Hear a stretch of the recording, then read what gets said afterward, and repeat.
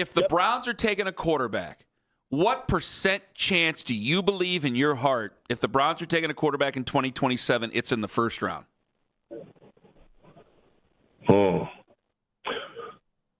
I'd say 75%. That's a very strong answer there. So let me ask you another question here. What are the chances that Brendan Sorsby ends up in the first round in next year's regular draft? So considering that there's 5, I would consider right now, but the season's got to be played. Things happen. Yeah.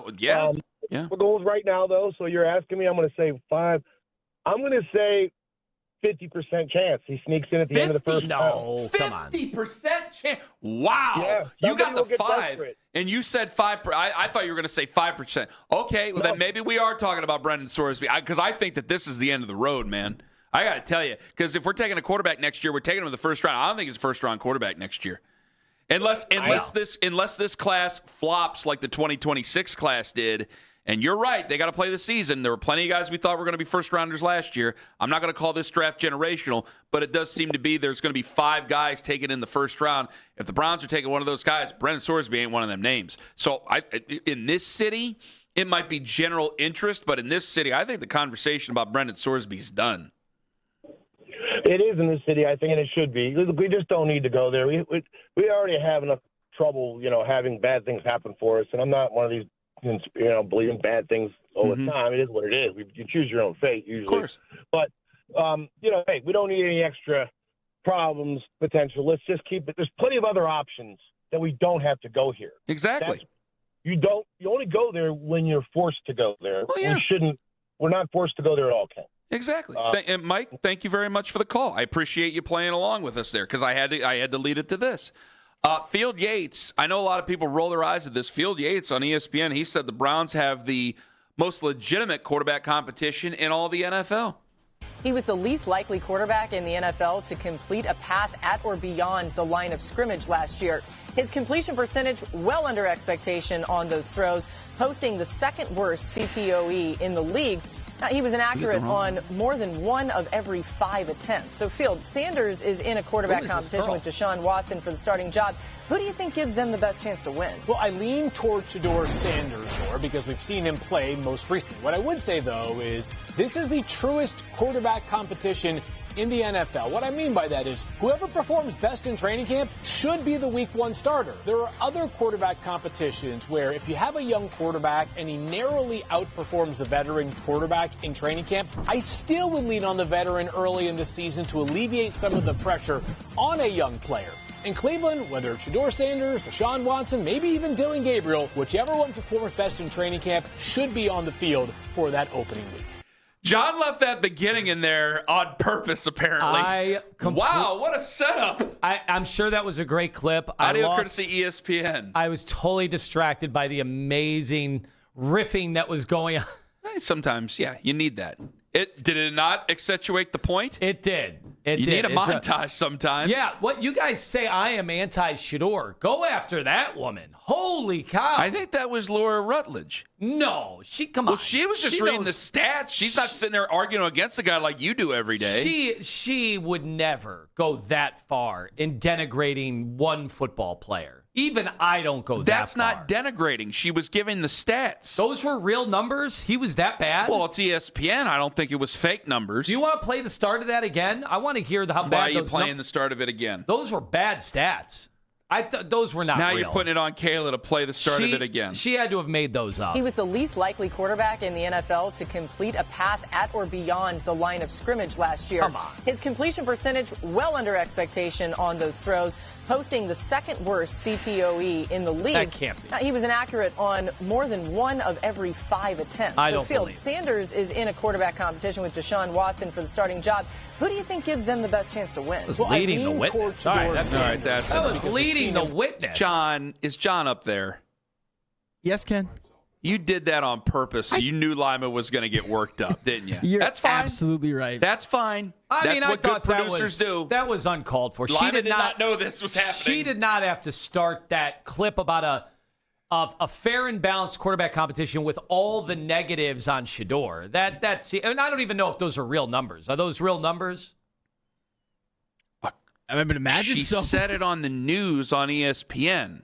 I mean, I've referenced some Why numbers wouldn't those before. be real numbers? I just that seemed to be very slanted negatively because those were all bad numbers. Well, they weren't positive. Why didn't she go with the good numbers, like the dubs, like the big wins? Well, maybe she said it later. I don't know. Why didn't she talk about the Tennessee throws? Well, this did not go where I was he had hoping those to two take good it. throws. Why didn't she? And the scrambles. You saw the scrambles. Put the scrambles in there. He was doing the scrambles. That is between you and ESPN. I don't like that. Shedeur fans, I understand where the hate has been coming from for the media because that is ridiculous. Oh, my God. That is unfair. You know what? I've gone after the Shedeur fans for playing the victim card too much. He's the victim, and this was a one-sided takedown. Can and I think actually they need get to something of substance in 5 minutes? I want a those are numbers. correction or I want an apology, and you have to the end of this business day. Can I get to something more of substance in 5 I minutes? mean, what if Dion heard that? Hey, He should refuse to go on with ESPN. What was numbers? I'm with you guys. That's ridiculous. Would you stop being sarcastic for a second and speak about it legitimately? No, you're not going to do that for me? That's beyond the pale. Okay. All right. In 5 minutes, it's not what we want to happen, but it's still not a bad thing for Shedeur and the Browns. Am I going to get serious commentary out of you, or are you just going to do the whole thing going after? I thought it was Laura Rutledge. I'm not sure who exactly it was. You know what? Are you going to go after the ESPN anchor, or are you going to give me some serious analysis here to end the show? We'll go serious. That's just going to rub me the wrong way the rest of the day. You are an ass, a true craftsman of what you do to get people spun up. This is Slippery Wizard 101. Can we have the conversation without it devolving into garbage? Yeah, that's what this show needs. You will devolve it into garbage, I'm sure. Are you guys just going to do Homer Radio every single day here? Somebody said that you have dolphin teeth in the YouTube. Yeah. And you look like Jimmy Neutron to somebody. The comment said, we read you guys. I haven't looked at it in months. Oh, it's beautiful. I looked it up right after the break, and the first thing you read, Lima has dolphin teeth. These guys think I hate them. I love them. They are so much fun. He does love you. He really do. does. And by the way, always take your calls. Sometimes we feel bad when you have to wait a long time, but we always take your calls. No, there's two guys that say we don't. Jovan in San Antonio and Marcus in the Bay Area. Is it Marcus? They're great callers. It's Maurice. Put some Maurice. respect on his name. Shut up, John. He's so nice to me every day. He calls Congratulations. He's nice to you. So I messed up his name. It's been a long show. John over there yelling, I was Mr. New Jersey when it came to high school baseball. I mean, what the hell? 216-474-0092. Throwing out the number. You want to get the Mike in Wellington? Absolutely. What the hell? Mike, hello. Hi. Guys, I was listening. I'm out driving. It's a sunny day. A woman from ESPN comes on and she quotes accurate numbers. At first, I'm surprised that Anthony in his position doesn't know they're accurate numbers. And then he defends and says, but what about those two good throws? And I thought to myself, oh, my God, what's next? He made the Pro Bowl? This is as bad as the quarterback situation is here. I kind of wish that we'd have gotten that guy in the supplemental draft, because then we could have used our 2 first-round draft choices to maybe get a receiver out of Ohio State and somebody else for the defensive line. I'm not excited about either one of those guys winning. I don't think we've got a real NFL quarterback on the team yet. Mike, I understand you're being facetious about Lima's sarcasm. Happened before. But funny how you put it. Oh, wait, but it was funny to hear. But what about those 2 good throws? What about the other 29? Wait, now hold on. Okay, so which quarterback would you rather see here, Mike? Yeah, what do you want to see, Dylan Gabriel? Well, here's it. No, truthfully, Shedeur, because I'll be honest with you. I quit my season tickets. I sold my season tickets when they traded for Deshaun Watson.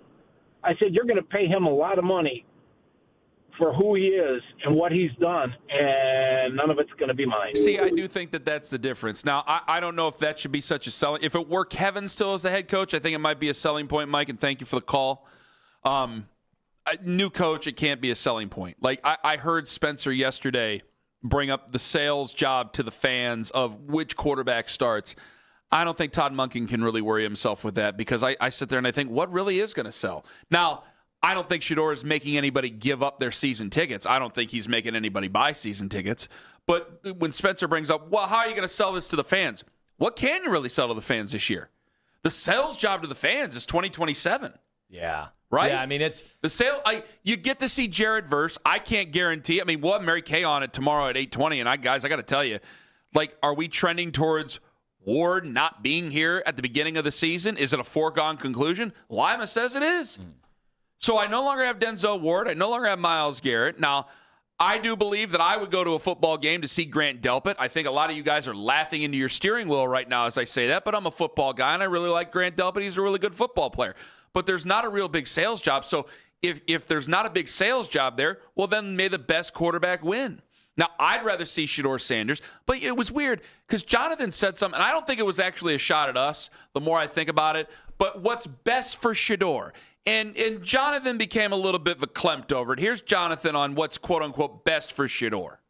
If you start Shedeur and then he struggles, where are you going? You go to Deshaun. What's the end of Shedeur in your Browns uniform? Nobody's happy about that. If you start with Deshaun and he struggles, then it's easier to set up like the guy that represents hope for your organization and be able to then sell that to people as like, hey. By the way, I only point that out. It's not something I endorse in any sort of way. I think it's the dumbest thing in the world, the people that are like, it's better for Shedeur to come out of the gate second. No, it's not. It's better for him to start the whole season is what it's better for him to do. Start week 1 and don't lose the job and play 17 games. It's been, since Baker Mayfield, it's been a long time since we've had a quarterback play 17 games in a Browns uniform. In a perfect world, I'm 100% in the same camp as you, where it's like just start Shedeur and have him play all season, and whatever happens, happens. You know what I mean? Like just live with the results. We all kind of, I think most people understand what the season's really about, and that it's kind of about setting the stage for 2027 to find whatever quarterback, if you don't have one that you need. So I'd rather see that than waste any time with Deshaun. But I also can understand the logic behind it's easier to go to maybe the young guy rather than go back to the veteran that nobody really wants to see anyway. I don't think it's about what's best for Shedeur as opposed to what's acceptable. What's best for Shedeur is that he doesn't play just this season. He plays the next 15 years. That'd be amazing. And he goes to multiple, whatever Pro Bowls count for anymore. He's multiple time NFL top 100.